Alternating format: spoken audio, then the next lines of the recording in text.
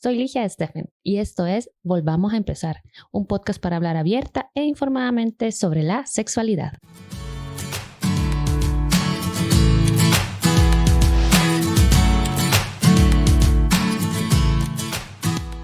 Hola de nuevo, estamos otra vez aquí en el podcast Volvamos a Empezar, siempre con temas que son a veces que no se hablan, temas que se mantienen a veces en privado y que inclusive las personas a veces los mantienen solo para ellas y que eso hace que pues a veces el problema sea todavía más grande. Y hoy vamos a hablar acerca del suicidio, que el suicidio bueno, es una de las causas de muerte mayores en jóvenes y en adolescentes a nivel mundial y que se vincula siempre con el tema de la sexualidad, porque como ya lo digo en repetidas ocasiones, la sexualidad está en todo. Y para eso hoy cuento, ¿verdad?, el honor de tener aquí a Belia Madrid. Con Belia fuimos compañeras. Bueno, la verdad es que estaba pensando, Belia, sí, habíamos sido compañeras en algunas clases, pero creo que no íbamos al mismo tiempo. Que no me acuerdo si fuimos compañeras. No fuimos compañeras como ¿verdad? Tal, pero creo que estábamos dentro de la línea de amigos de la misma época y por ahí nos conectamos. Ah, bueno, sí, por ahí. Y bueno, la estaba como ahora con las redes sociales, pues uno al menos puede tener contacto y verse ahí, ¿verdad? Con las personas. Entonces esta Belia, bueno, fue mi compañera, entonces, bueno, pues estuvimos en la universidad, entonces pues somos las dos colegas. Y bueno, gracias por estar acá, bienvenida Belia.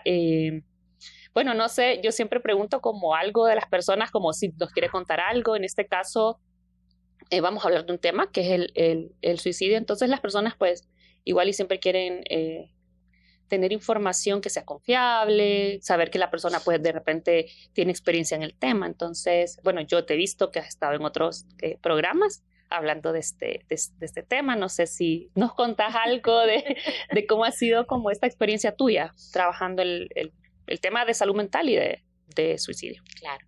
No, Ligia, realmente un honor, un placer poder estar aquí con vos, compartir estos espacios.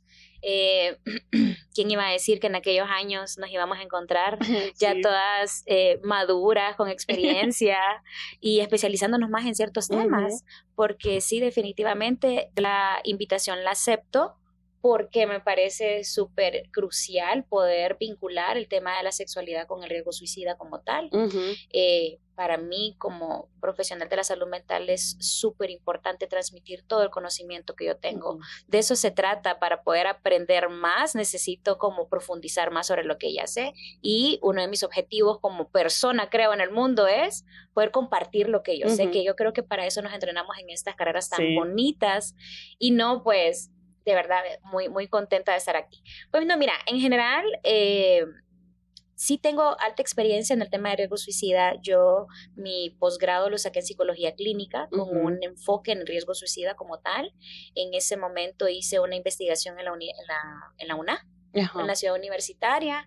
Fíjate que tuve una muestra bastante alta, realmente me encantó porque quisiera comentarte esto desde dale. Yo le digo desde mi trinchera, que es desde los datos que yo manejo y que yo investigué como tal, y es que en ese momento era 2019-2020, estábamos en pandemia ya. Sí. Y yo estaba con la investigación de factores de riesgo suicida como tal, porque quisiera que habláramos un poquito de manera general a lo más específico. ¿Por qué factores de riesgo suicida? Porque el suicidio es un acto consumado como tal. Sí. Definitivamente la OMS dice de que alrededor de 703,000 personas a nivel mundial se suicidan al año. Wow. Eso quiere decir que hay una muerte cada 100 personas. Eso equivale a una muerte cada 40 segundos a nivel mundial. Cada 40 segundos. No, entonces sí son datos realmente alarmantes. Sí. No, es triste.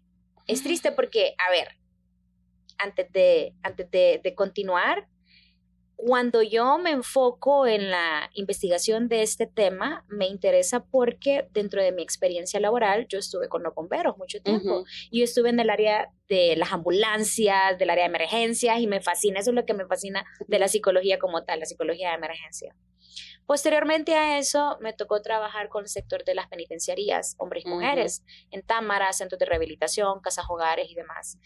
Y ahí empecé a ver en estos sectores vulnerables, la vulnerabilidad de que estas personas caigan en estos riesgos como tal y cómo el riesgo como tal te implica en que caigas en situaciones que deben de tener consecuencias legales o consecuencias de adicción, abuso, de violencia y todo el tema del manejo de las emociones en general.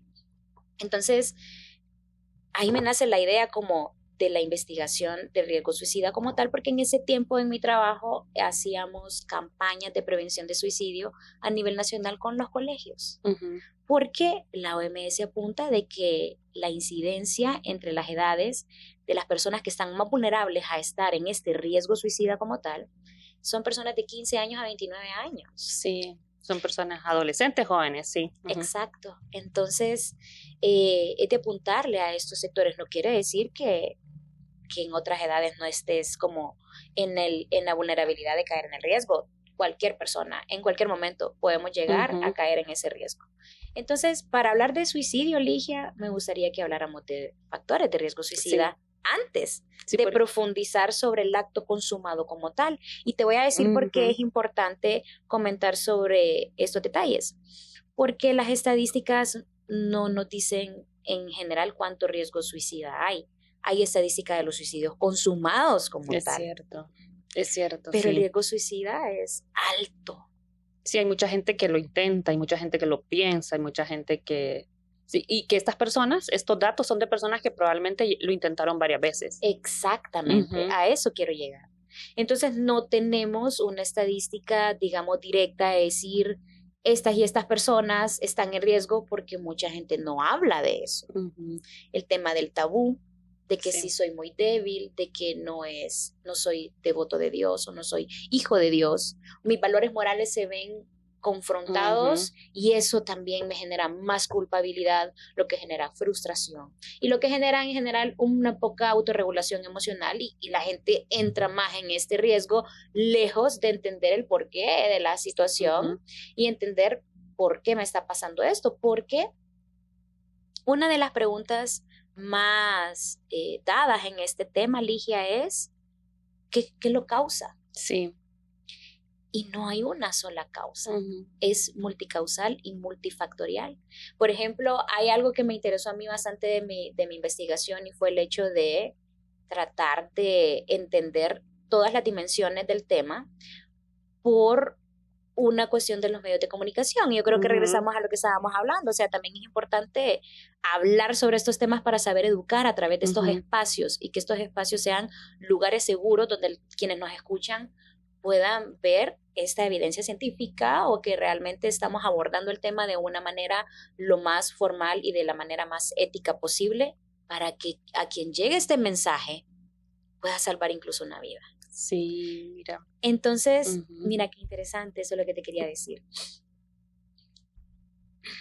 El suicidio no es querer morir. El suicidio es querer acabar con un dolor. Sí. Y eso es lo que muchos no comprenden. Entonces, ¿es que morir es para débiles o es que morir de cobardes? Entonces, pero no es una cuestión de cobardía, es una cuestión de que la persona ya sus mecanismos de afrontamiento llegan a un punto donde el sufrimiento ya es demasiado poderoso. Ya el sufrimiento, ya esa persona siente que ya no puede más. Y esto sucede porque con altos niveles de síntomas de depresión, alto nivel de ansiedad, alto nivel de estrés, que significa alto nivel de cortisol. Por lo tanto, no pensamos bien. Con alto nivel de cortisol no pensamos bien. ¿Por qué? Porque la sobresaturación en el cerebro a través o por el cortisol hace que nuestra corteza prefrontal empiece a absorber esta capa densa de cortisol y nuestros vasitos sanguíneos se aprieten y no hay un flujo correcto de oxigenación en la sangre.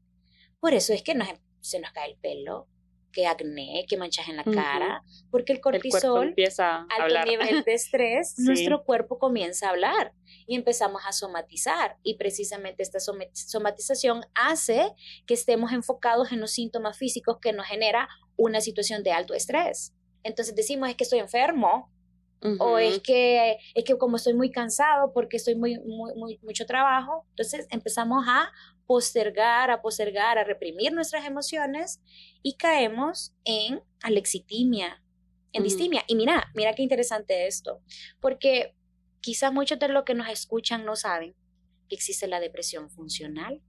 Uh-huh. Y la depresión funcional viene cuando usted tiene estos sentimientos de irritabilidad, de tristeza profunda, de cansancio, de desesperanza, de abandono, de soledad, de anedonia, de cuando ya no tienes placer por las cosas. Motivación. Uh-huh. Ajá. Pero vos no dejas de trabajar, vos no dejas de estudiar, vos no dejas de tener tus relaciones afectivas. Vos continúas con tu vida normal. Y mira, el caso más cercano que podemos hablar sobre la distimia, que es esta depresión funcional, es el caso de la chica de la Miss Universo, Chelsea, Uh-huh. una Miss Universo que recientemente se tiró de un montón de pisos de un edificio y falleció, y él le dejó una carta bien emotiva a su mamá, y la mamá escribió un libro sobre eso. Chelsea era una reconocida abogada, Uh-huh. había ganado premios Emmy, había ganado múltiples concursos de belleza, y ella vivía con esta depresión profunda. Y la cuestión con la distimia es que los síntomas prevalecen por tanto tiempo que la persona cree que es normal sentirse así. Que es así, que es parte de su personalidad. Que es parte de su Uh-huh. personalidad. Entonces, claro, cuando no hay este sistema de pensamiento que me genere a mí la idea de hacer este insight sobre lo que yo estoy pensando, sobre lo que me estoy diciendo, sobre qué me estoy dejando llevar por todos estos pensamientos de visión de túnel. Nosotros le llamamos la visión de túnel aquello de cuando ya no vemos salida, ya no vemos ni para dónde agarrar, ni retroceder, ni si estoy bien o estoy mal. Precisamente ese tipo de pensamientos, este bucle de pensamientos es lo que genera en pensamientos de muerte o de suicidio. Sí. Entonces, para quienes nos escuchan, la diferencia entre pensamientos de muerte y de suicidio, pensamientos de muerte es, por ejemplo, quisiera dormir y no despertar. Uh-huh. Y es como para no enfrentar, o sea, como para no enfrentar el dolor o una situación específica que estás viviendo. Uh-huh. Obviamente cuando una duerme, pues, bueno, como que se para un poquito, se pausa un poco las emociones, bueno, si se puede dormir, ¿verdad? En ese momento. Y mira, que es eso que acabas de decir bien interesante, porque uno de los mecanismos de afrontamiento que el sistema nervioso central tiene para protegernos de altos niveles de cortisol es dormir. Uh-huh. Porque el dormir es un proceso inconsciente que es como mejor me apago para ya no seguir pensando en todo esto que por eso duele tanto. Mucha gente que tiene una depresión, por ejemplo, duerme mucho. Exactamente. Y eso mismo pasa, como es que es normal que de repente soy súper dormilona. Y bueno, sí, hay gente que sí necesita más sueño. Sí. Pero de repente es como que dormir todo el tiempo. Sí. Es como también un síntoma de que algo quizás estás queriendo pausar. Sí. A nivel emocional. Conectando el tema de lo que estamos conversando, que me parece súper interesante, ya vas a ver que no nos va a usar el tiempo. No, yo sé que no. La vinculación con la sexualidad y el riesgo suicida, uh-huh. Hablando justamente del tema de la depresión. Uno de los síntomas, de los criterios del diagnóstico de la depresión es justamente el perder el placer por uh-huh. actividades que antes solían hacerte muy feliz, incluida la parte sexual. Sí. Y muchos de los factores de vulnerabilidad a caer en este riesgo suicida es justamente esta desmotivación por la vida. Uh-huh. Y entonces, claro, aquí entra mucho el tema cognitivo, el tema del esquema mental. Por eso te hacía la mención del cortisol y lo que hacen los vasitos sanguíneos, porque no pensamos bien. O sea, sí. Cuando tenemos altos niveles de cortisol, la corteza prefrontal, que es la parte más evolucionada del cerebro. Uh-huh. O sea, es la parte que nos diferencia de los animales, es secuestrada por la parte emocional del cerebro.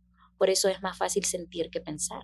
Uh-huh. Entonces, claro, los sentimientos de agobio, los sentimientos de inutilidad, de culpa, de odio y de que ya no disfruto incluso ni mi cuerpo, no me veo bien, no me puedo vincular bien con otras personas uh-huh. porque yo estoy mal por esta canalización de pensamientos intrusivos, negativos, irracionales que me secuestran mi parte racional, hacen que yo de una u otra manera empiece a caer en varios factores de riesgo suicida como uh-huh. tal, como por ejemplo el tema de caer en relaciones abusivas y no poder salir de ellas por sí. Este tema de depresión profunda, por un tema de distimia, uh-huh. de que ha sido tan funcional, soy tan funcional dentro de mi patología que ni siquiera me doy cuenta que estoy pasando por algo. No me pasa nada porque yo voy a trabajar, porque tenemos esta imagen de la depresión también como la persona que no puede levantarse de la cama. Y mucha gente probablemente andamos, tenemos compañeras, amigos, amigas, parejas, o sea, que están pasando por una depresión y que todavía no la han lo saben. identificado. Sí. Sí, no, la verdad es que sí. Y bueno, además de eso, de que existe la depresión funcional, existe la ansiedad funcional. O sea, nos volvemos tan adictos al trabajo, nos volvemos tan adictos a una organización, a un esquema, a dar resultados, que vamos postergando todo tema emocional, conflicto personal que tenemos, que no lo abordamos, que está ahí, que lo único que hacemos es irlo postergando y postergando para ser funcionales, porque tenemos que. Parte de la exigencia de la vida normal es estas autoexigencias de a poco que nos ponemos para cumplir. Y miramos, este es un tema bien interesante porque definitivamente influye en todo esto, estas conversaciones de factores de riesgo suicida, porque estas autoexigencias son tan demandantes, son tan pesadas, que lo que implica es una autoculpa, un autosabotaje, un proceso de autoexterminación emocional que lo único que hace es para adentro. Entonces, claro, es inevitable no generar y no crear esta visión de túnel tan dolorosa. Sí, pues, se va reduciendo las posibilidades, ¿verdad? Como vos decís, como esta visión de túnel, es como, va reduciendo hasta que la única salida, digamos, es la muerte. Y por eso te decía de que triste, porque imagínate que para que una persona tenga que el resultado ser ese, o sea, mejor desaparezco porque ya no puedo más. Imagínate qué triste tener que llegar a un punto donde ya no te sentís valioso, donde ya no te sentís útil, donde ya no te sentís lo que sos vos, toda esta esencia que perdés. Entonces, esto del tema del suicidio es un tema de salud pública. Sí. Es un problema de salud pública. Porque no solamente implica en que una persona hoy lo piense, porque claro, es de entender que tiene estadios. El comportamiento suicida tiene partes, tiene etapas. Está el pensamiento suicida, la ideación suicida, la planeación suicida y el intento suicida como tal, para terminar en el suicidio consumado. O sea, son personas que pasan por varias etapas. Hay casos donde definitivamente hay suicidios impulsivos, como de esas personas que vos decís, pero es que jamás, yo nunca me hubiera imaginado que esa persona lo hubiera hecho. Todo esto tiene que ver también por brotes psicóticos, por ejemplo, por abuso de sustancias, el tema de ¿cómo se llama?, de las adicciones, por un tema compensatorio. O sea, me anclo a algo para no enfrentar esto otro. Muchas personas la adicción la encuentran en el alcohol, en las drogas, en la pornografía, en las apuestas, en los videojuegos. Entonces, todo eso tiene un componente de... toda resistencia significa algo, pues. Y qué interesante, porque todo este tema, por ejemplo, estas adicciones al final que mencionás, tienen como esta función de conseguir un placer inmediato, ¿no? El placer que no estamos de repente sintiendo en nuestra cotidianidad. Entonces lo buscamos en esto, pero que al final una adicción siempre te genera esa otra parte de... Sí. O sea, enganche. Sí, un enganche, y que te empeora la salud, al final, la salud mental. Todo ligado en general. Sí. Por eso es que te mencionaba al principio el tema del cortisol. Para mí es súper importante conversar el tema del cortisol con mis pacientes, con las personas, con mis estudiantes, con las personas que nos escuchan, porque es de entender de que tu cuerpo te va dando señales. Tu cuerpo te va dando señales. Nosotros tenemos que aprender a identificar esas señales biológicas, porque somos seres biológicos. Y parte de ir comprendiendo, nuestras patologías o los estados de salud en los que nos sometemos tienen que ver por conocernos. Entonces, yo siempre menciono el tema de la dopamina, por ejemplo, el placer, porque lo que uno busca cuando uno busca compensar una cosa por otra es esta dopamina que ya no estoy sintiendo normalmente. Entonces, como yo no la puedo generar, la busco en otras cosas.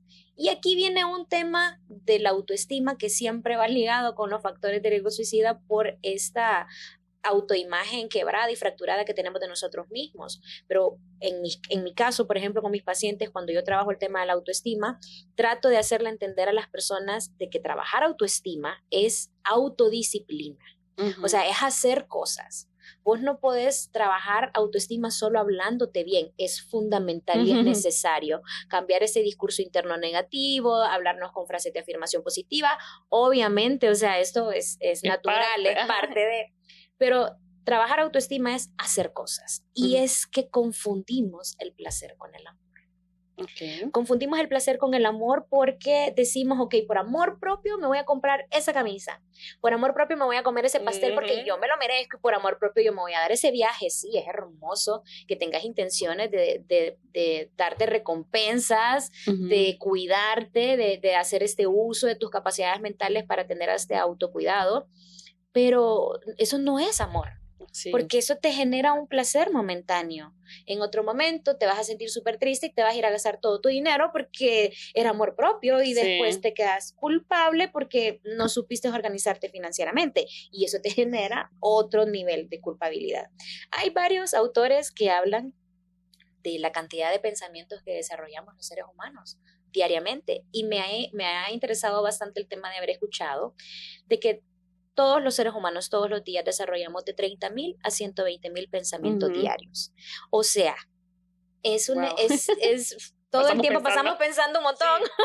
Sí. Y en estos pensamientos hay pensamientos positivos, negativos, irracionales, intrusivos, catastróficos, dantescos, o sea, lindos, feos, de todo. Y estas personas que están pasando por estos factores de riesgo suicida tienden a hacerle caso más a estos pensamientos irracionales, intrusivos, de muerte. Me decía un paciente, es que yo no sé, me tengo miedo porque yo estoy bien, o sea, yo me siento bien. Y es como ese lucha de su super yo. Yo me siento súper bien, pero de repente estoy con mi hijo y digo, ¿qué pasa si me caigo y le caigo en la cabeza y lo mato? O qué pasa que este cuchillo se lo entierro en el estómago a mi hijo y todos los pensamientos se van directamente a hacerle daño a mi hijo. Y yo no quiero hacerle daño a mi hijo. ¿Qué significa? Entonces, claro, cuando las personas buscan el porqué de las cosas sin entender que realmente tenemos que comprender que todos estos pensamientos no son reales y que los he ido aplanando y dejando ahí tanto tiempo que ahora son parte de mi esquema mental. Sí. Entonces, parte de es eso, ¿no? De que muchas veces las personas no tienen un correcto diagnóstico, no tienen un diagnóstico como tal. Y el tema de los factores de riesgo suicida viene por trastornos mentales y psiquiátricos no diagnosticados a tiempo. Entonces, claro, la gente a veces cree que alto nivel de ansiedad que me genera alto nivel de pensamiento intrusivo es que escucho voces. Y no siempre es eso. Sí. No siempre. A veces sos vos misma, pues, o sea, igual es la persona misma con estos pensamientos y luego con esta ideación. Y ahí viene el tema, esto de no hablar tanto, o sea, el no hablar tanto de este tema, que no podemos pensar a veces que podríamos en algún momento, como vos lo mencionabas antes, de repente llegar al punto de tener una ideación suicida cualquier persona, o que un familiar, o que un amigo, que una amiga, también podría llegar a tenerlo. Sí, totalmente. Y mira, hablando de a nivel individual y a nivel familiar y a nivel social, definitivamente hay factores psicosociales que implementan más que más personas estén más en riesgo, como por ejemplo el hecho de que los hombres consuman más el suicidio que las mujeres, pero nosotras las mujeres intentamos más. Entonces, lastimosamente los hombres, por un tema de poca educación emocional en temas de género a los hombres, es que se le dice a un niño cuando llora. Sí, que los niños no lloran. Los niños no lloran. Y fíjate que como que los tapamos con valores, como por ejemplo, usted fuerte y usted grande y usted valiente. Entonces, claro, sí, le estamos enseñando al niño a que tiene toda esta buena parte pero no sintas.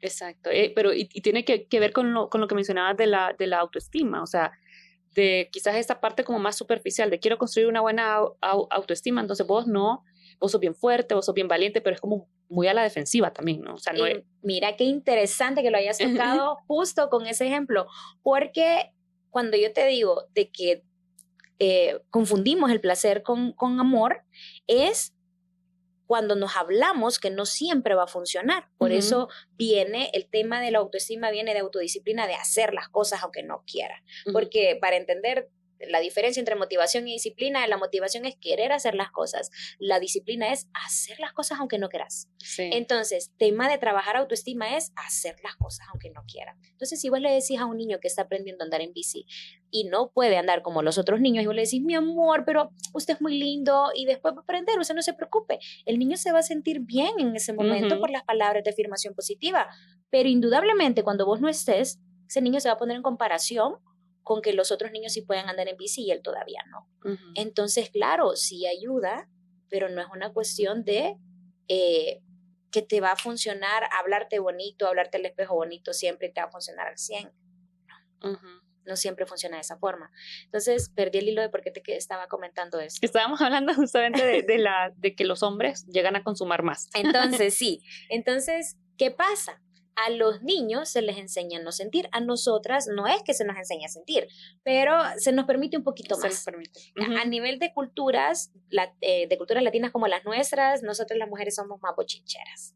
Podemos hablar de lo que le pasa a la amiga, a la vecina, a mi compañera, pero cuando se trata de hablar de nuestras cosas, tendemos a reprimir estas emociones, más a los hombres. Por eso hay un tema de género aquí y por eso es que los hombres externalizan más el dolor. Porque como ellos no saben gestionarse tan bien, no nos enseñan a ninguna de las dos partes. A nosotros nos dicen, no llores porque sos una linda, sos una princesa, sos una reina, las reinas no lloran. Entonces sí nos dan permiso de sentir un poquito más, pero tenemos que ser recatadas, no sentir, no hablar, sentarnos de cierta forma, vestirnos de cierta forma y también tenemos otras presiones sociales. Sí. Pero esto te lo comento porque para nosotros las mujeres es como más aceptado tener una dolencia que venga de una cuestión psicológica, como por ejemplo, estoy estresada o pasó esto en mi casa y me duele la cabeza y yo necesito recostarme y yo me voy. Para una de mujeres como, no te preocupes, anda, dale, yo me encargo. Pero para un hombre aceptar de que no se siente bien a causa emocional, no. Se va a beber, mejor se va a jugar, se va... Y justamente por eso es que te decía que los hombres externalizan más el dolor, y nosotras internalizamos más el dolor. Los hombres externalizan más su autorregulación emocional porque es normal que un hombre se enoje y que le pegue a la pared, por ejemplo, o a una puerta, o que enojado grite y agarre el carro y se vaya a toda velocidad. Por eso, lastimosamente, los hombres mueren más en accidentes automovilísticos, tienden a hacer deportes extremos, tienden a fumar más, beber más, gritar, insultar. Por eso a los hombres les gusta mucho el fútbol, porque es una forma de canalizar esas emociones y está bien, o sea, es un espacio seguro donde lo hagan. Nosotras las mujeres no.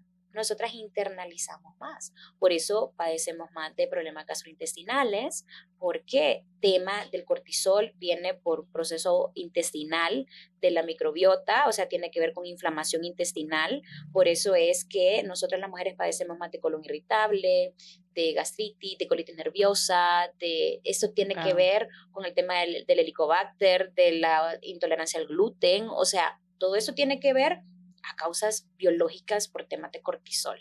Entonces, por eso nosotras las mujeres estamos más en riesgo de enfermarnos, por lo tanto, estamos más en riesgo de caer en riesgos suicidas, porque estar enfermas, estar con altos niveles de cortisol, implica en una poca autorregulación emocional, por lo tanto, no tenés regulación emocional, estás más vulnerable a caer en relaciones dependientes emocionales, por lo tanto se ve bien claro tu tipo de apego, no poner límites, temas de autoestima, temas de ¿cómo se llama? De esto, de trabajo de pensamientos y demás. Entonces, esto hace que caigas en adicciones, en abusos, en relaciones conflictivas, en desempleo o en cambio de trabajo.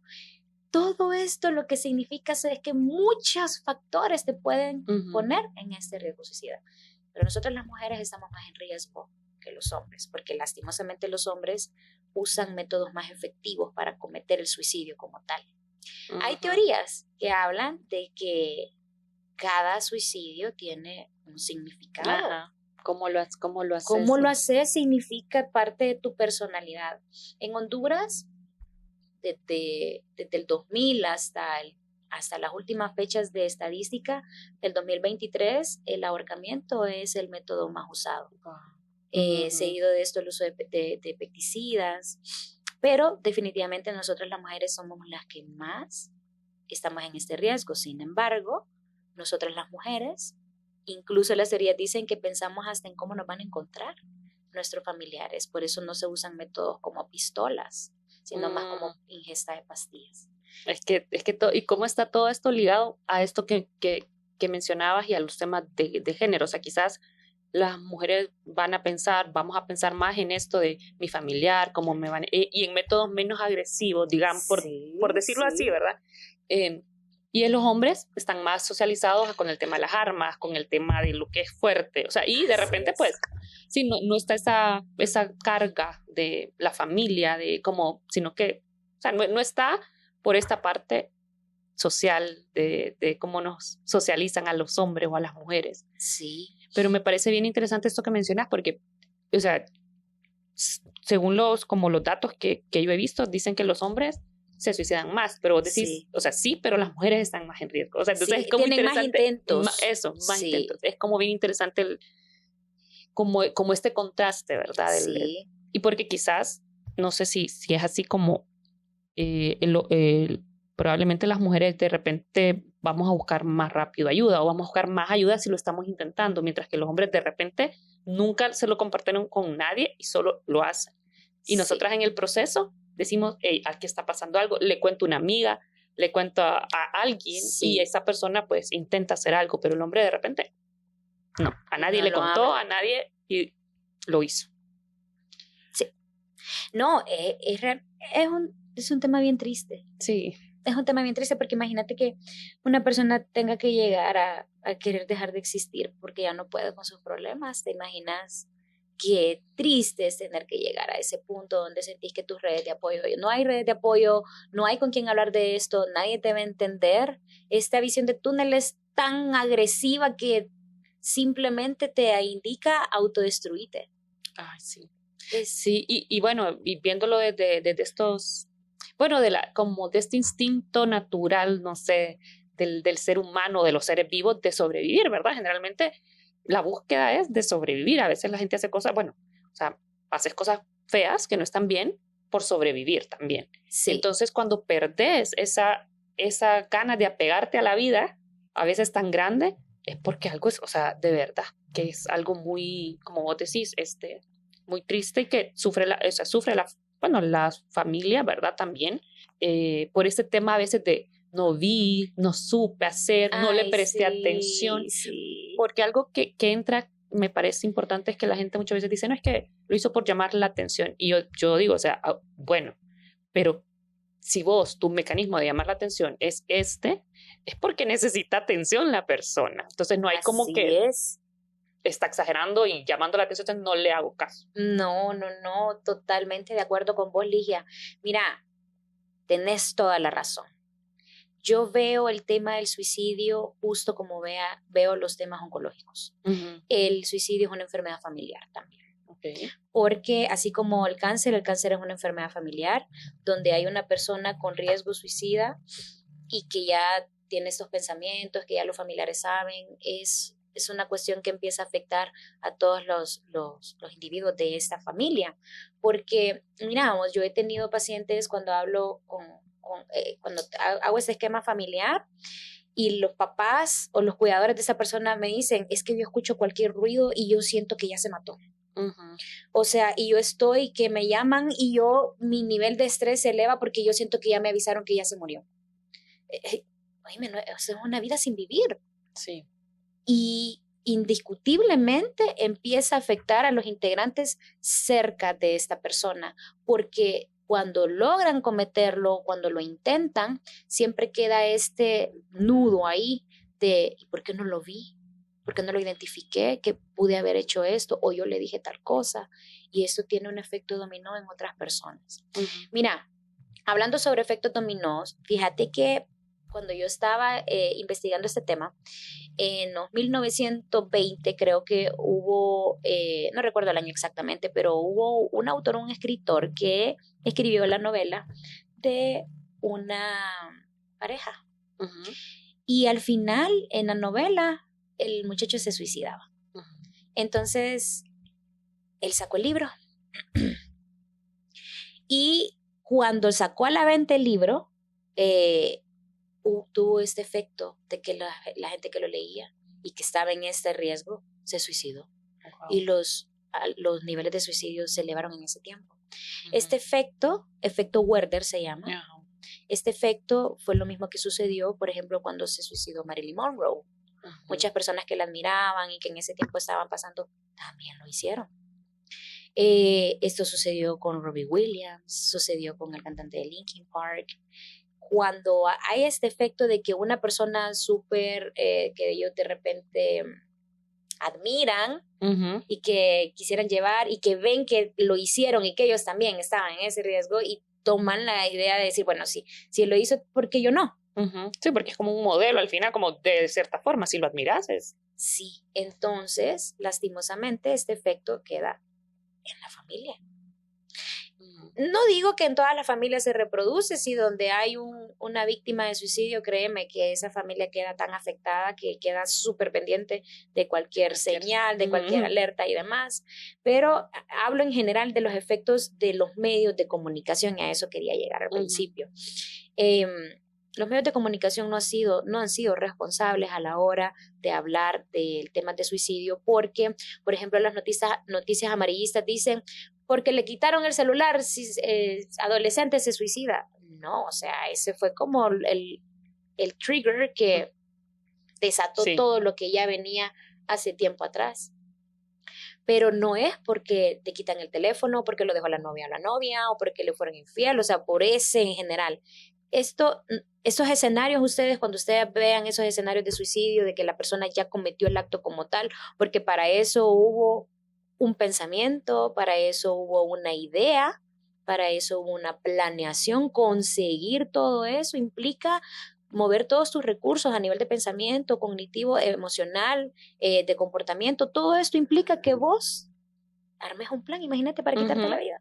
Sí. Entonces, vean que cuando una persona ya lo comete como tal, hay mucho atrás de ese escenario. O sea, no es como, eso lo escuchaba hace días, o sea, no es como que de repente yo no tengo pensamientos suicida y veo esto y por eso me voy a suicidar, o porque yo admiraba a tal cantante, lo voy a hacer. O sea, lo hacen las personas que ya tenían riesgo, que ya tenían, inclusive de repente la gente queda así, ¿verdad?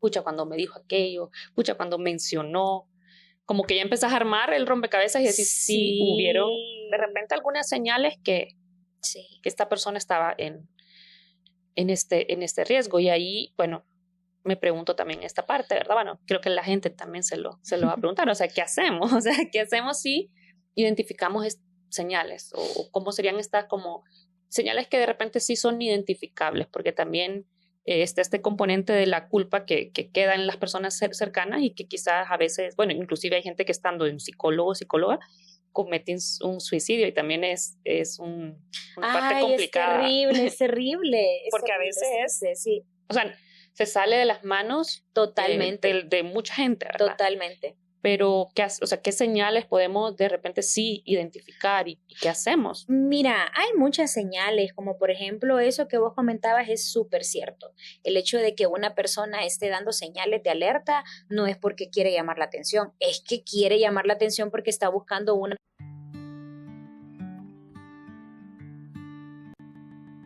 última oportunidad para no irse. Y si usted ve a alguien que tiene muchos llamados de atención, por ejemplo, en redes sociales, que escriben mucho sobre lo que piensan o ponen estados tristes o demás, o personas que han pasado por un fallecimiento, un duelo no resuelto de alguna persona especial para esta persona y hablan de cuando yo no esté, que empiecen a regalar sus cosas, que empiecen a abusar de sustancias, que cambien su comportamiento en general. Todo esto son indicadores de que esta persona está pasando por un proceso de conflicto emocional interno bastante evidente, que necesita apoyo. O sea, hay señales bastante obvias.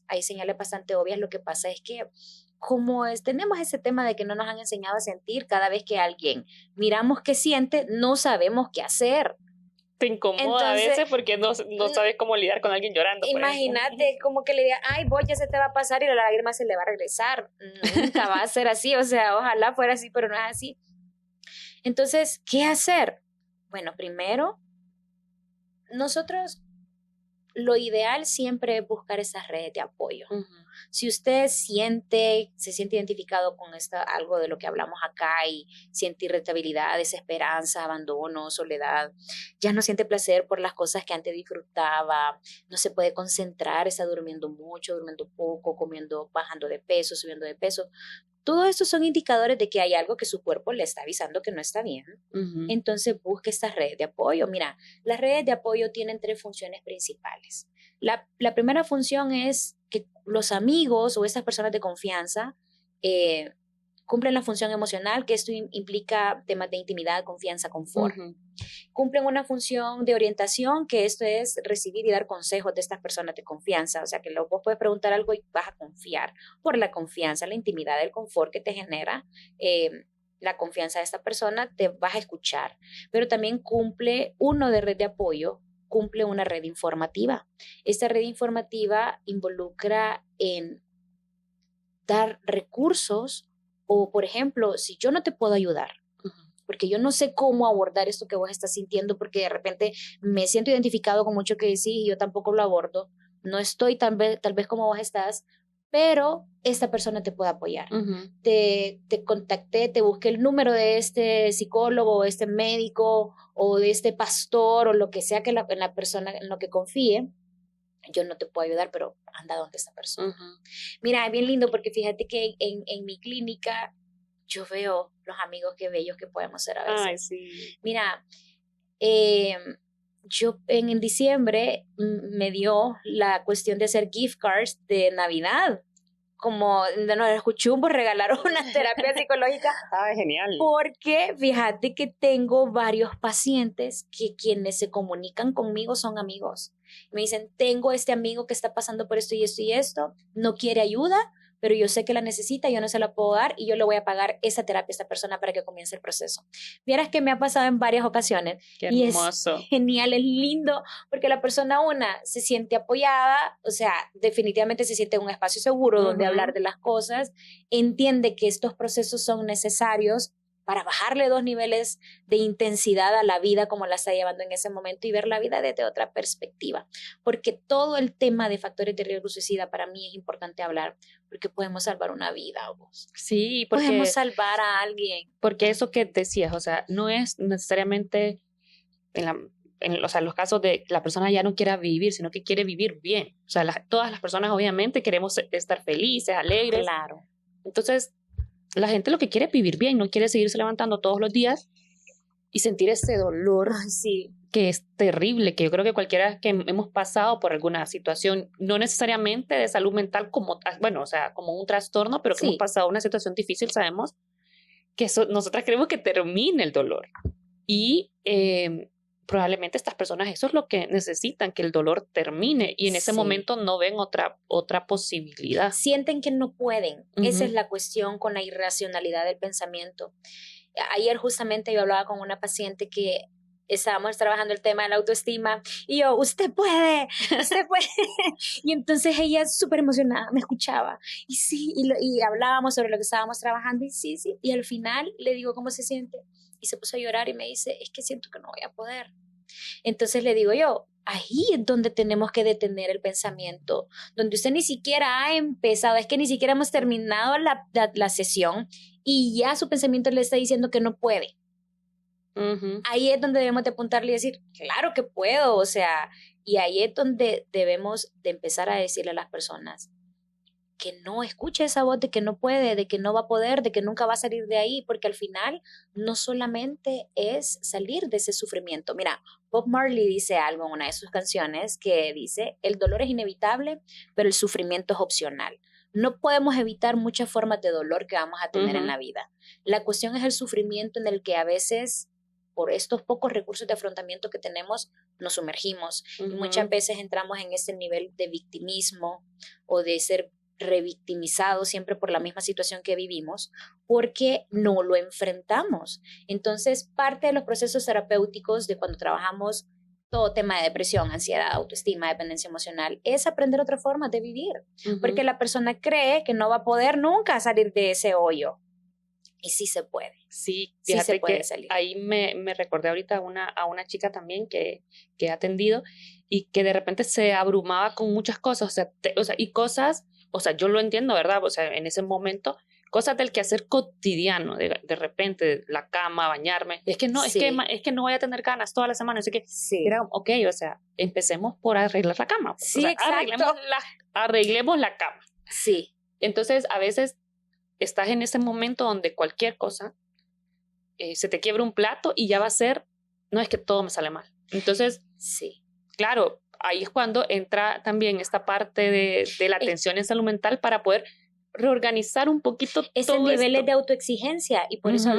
te hablaba de la ansiedad funcional. O sea, somos súper, estamos tan como hiperalertas, hipervigilantes. Hay una psiquiatra que me gusta mucho que dice que la patología vanguardista ahorita es que somos drogodependientes emocionales. Ujú. Si no estamos en una emoción que nos quite toda la vitalidad del día, no nos gustan, sentimos que no somos funcionales, sentimos que no vamos a poder. Ujú. Entonces, hay que bajarle, como te digo, estas rayitas de intensidad en la vida en la que llevamos, porque precisamente el estar como muy enfocados en algo no nos va a permitir direccionar la atención a lo que realmente necesitamos y donde tenemos esa necesidad de atención.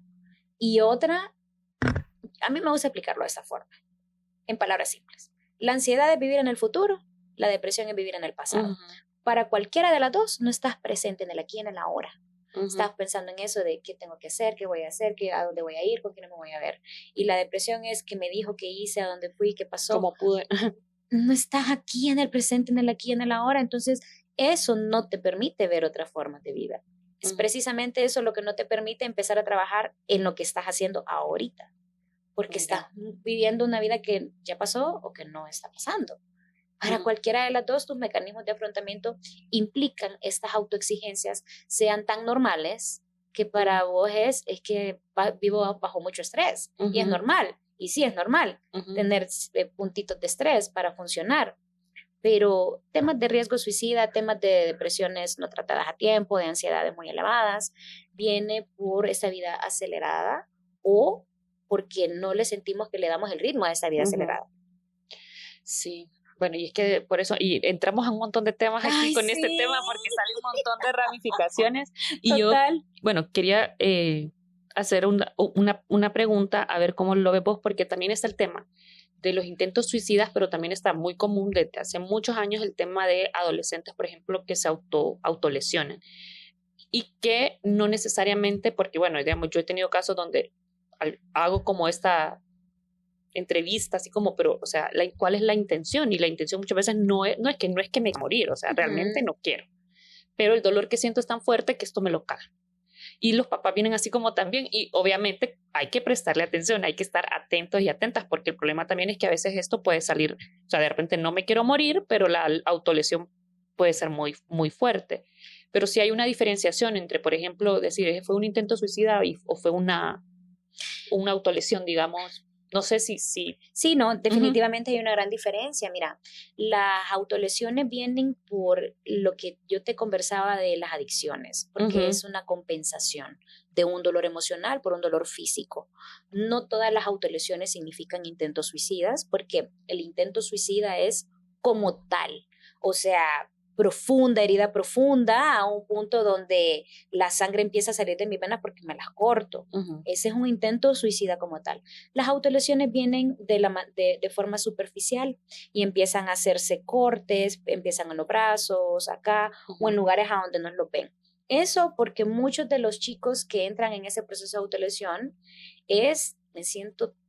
tengo esa sensación de sacar ese dolor tan intenso y sí, definitivamente muchas veces se les va de las manos y ahí implica que ya se toma como un intento suicida. Mira, te voy a comentar algo que a mí me pasó en lo personal cuando yo estaba en el tema de la investigación de riesgo suicida. Fíjate que en un hospital de acá, fuimos a investigar, porque no lo hice sola, fuimos a investigar los intentos suicidas registrados en el hospital. Y nos decía la chica que era encargada de la estadística que ella había notado algo que era importante comentarnos, y yo quedé pucha, de que muchos de de los casos en emergencia que llegan por intento suicida con heridas cortopunzantes, la tomaban como heridas de arma blanca, no como intento suicida. Sí, no. Entonces, eso nos quita información realmente de cuántas personas lo hacen a través de cortes que muchos pueden ser que se le fueron de las manos y otros porque realmente lo intentaron. Lo que te quiero decir es que siempre el tema de autolesionarte físicamente significa un signo de alerta, pues, o sea, de el nivel emocional de dolor que está teniendo esta persona que necesita autoinfligirse dolor físicamente para compensar eso. Entonces, hay muchas personas que lo compensan bebiendo, fumando, metiéndose drogas. Esas son formas de autolesión también. Sí, es cierto. No son visibles a nivel que no hay sangre, pero son formas de autolesión y son signos de alerta que también deben de ser tomados como esos mismos cortes. Claro, y en cualquier caso igual, no necesariamente tenemos que, bueno, y menos si no somos profesionales de la salud mental, diagnosticar si fue un intento suicida o no, pero sí buscar la ayuda necesaria, o sea, sea una autolesión, sea una adicción, sea, bueno, ya un intento o un pensamiento, una ideación, siempre lo más recomendable es buscar, pues, esta ayuda. Y yo, bueno, no me quiero ir igual, no me quiero ir. Ay, yo tampoco. Pero bueno, creo que el tema también puede moverle a mucha gente, ¿verdad? Así como, híjole, o si conocen a alguien o si lo han sentido. Sí, cabal. Y es normal si les mueve algo, ¿verdad? Creo yo que es que sí. Pero no sé si vos tenés, y esto lo pregunto porque a veces creo que las personas no dimensionamos el problema, ¿verdad? Los datos a veces pueden ser como muy, muy fríos. Pero no sé si en Honduras hay como estos datos. Bueno, vos hablabas de como cómo estamos nosotras en esta. Claro, mira, en el Youth Bus, en el Observatorio de la Violencia, la universidad ha estado comprometida fuertemente en revelar datos estadísticos de las muertes que tenemos contadas como tal, ¿verdad? Hay un grado significativo de estadística en temas de suicidios consumados en Honduras. Mira, desde el 2018 al 2023 tenemos alrededor de, desde el 2020 al 2022, que es la última estadística puesta en los medios como para acceso público, tenemos alrededor de 1,000 suicidios en 31 meses. Wow. A diferencia del 2018 al 2019, que hubieron 200 y algo de suicidios. O sea, es alto el nivel de suicidio que tenemos. En Francisco Morazán es donde más suicidios consumados hay. Los métodos, pues, los que mencionábamos anteriormente, que parte de hablar del suicidio en medios de comunicación es no dar ideas. No dar ideas cuando hablamos. Este es un medio que lo estamos hablando de manera responsable. No voy a tomar ideas, por favor. Pero sí, la ingesta, el ahorcamiento y la ingesta de medicamentos son las causas más comunes. Como tal, también en Honduras la prevalencia es que los hombres los consuman más que las mujeres. Las mujeres también estamos dentro de este riesgo suicida. Necesitamos más investigación en el país sobre eso. A mí por eso me interesó mucho el tema de la investigación del suicidio. Lo redirigí a factores de riesgo suicida, que no es lo mismo, obviamente, dentro de la misma esquema que nos lleva a, pero no podemos investigar algo que ya se consumió, sino este factor, pues, de prevención. Yo siempre voy a hablar de que hablemos de las cosas reales del suicidio para prevenir, para entenderlo mejor. Hay muchas personas que tienen este tema es un tema gris, entonces solo Dios, yo no puedo hablar de eso porque solo Dios te puede dar y quitar la vida, pero definitivamente en Honduras tenemos altas estadísticas sobre el tema y es alarmante. Es alarmante. Sí, y bueno, yo creo que quizás en otro episodio podemos hablar de otra parte de esto, porque, bueno, vos sabes que hay países donde ya se ha aprobado el suicidio asistido. O sea, hay una cuestión también moral, ética, entra la religión, entran las creencias, bueno, entran derechos, o sea, entra un montón de cosas. Ay, hablemos de eso, por favor. Pero podemos hablarlo porque me parece bien interesante. Pero igual estamos hablando ahorita justamente de estos factores de riesgo, de las personas cuando estamos sufriendo, cuando tenemos mucho dolor y que no vemos otra salida más que quitarnos la vida y que quizás lo que queremos es vivir mejor. Sí, ¿verdad? claro. Claro. Entonces, bueno, Belia, yo gracias, me ha encantado, siempre aprendo mucho y me ha encantado tenerte aquí, gracias por tu tiempo. No sé si nos querés contar dónde, o sea, te pueden encontrar en redes sociales. Bueno, sí. Contanos. A ver, Ligia, gracias. O sea, nada más que súper agradecida por el espacio.